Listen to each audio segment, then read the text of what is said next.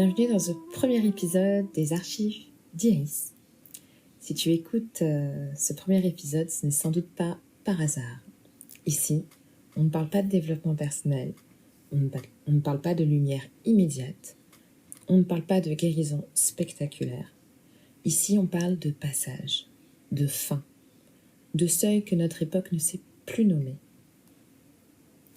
Je me présente, je suis Iris et je suis une passeuse d'âme, énergéticienne, bibliothécaire d'archives akashiques, un être humain à part entière, une femme, mère, mais une personne qui avant tout chemine dans cette vie, comme toi.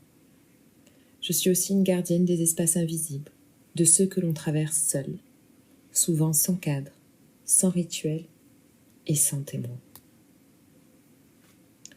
De nos jours, on vit dans une époque qui ne sait plus finir.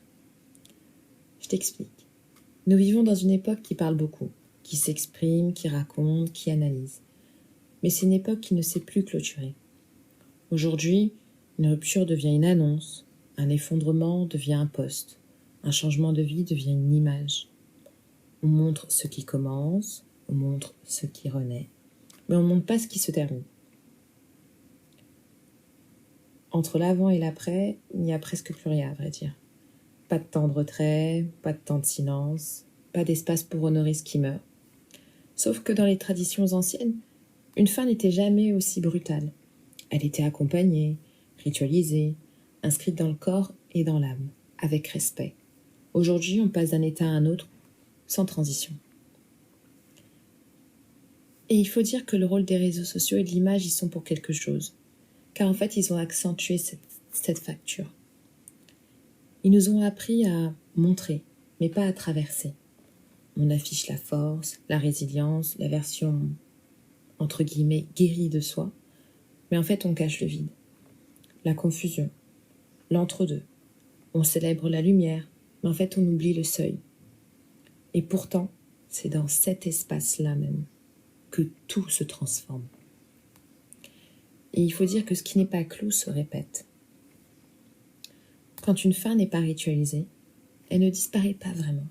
Elle reste ouverte, comme une porte invisible derrière nous. Et ce qui reste ouvert appelle la répétition. Les mêmes relations, les mêmes schémas, les mêmes douleurs sous d'autres formes. Non pas parce que nous ne comprenons pas, mais parce que nous n'avons jamais fermé. Et il faut avoir conscience de cela, que fermer, ce n'est pas seulement faire appel à quelqu'un pour dire toc toc toc, merci de bien vouloir fermer ce cycle pour éviter les répétitions de schémas chez moi, mais faire aussi ce travail intérieur. Tout cela pour te dire qu'en fait, pourquoi les archives d'Iris existent aujourd'hui ? Parce qu'en fait, elles sont nées de ce constat.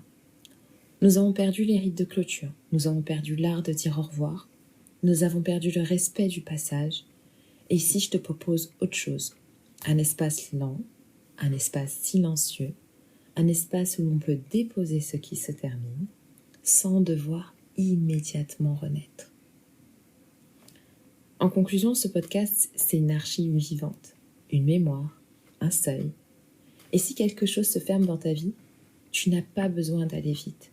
Tu as besoin d'un espace avant tout. Et ici, on apprend à honorer les fins, à écouter le silence, à traverser sans se perdre. Ce n'est pas un état de faiblesse, c'est juste un processus. Et ce processus est hyper important pour toi. Et comme pour tout être, clôturer pour mieux avancer.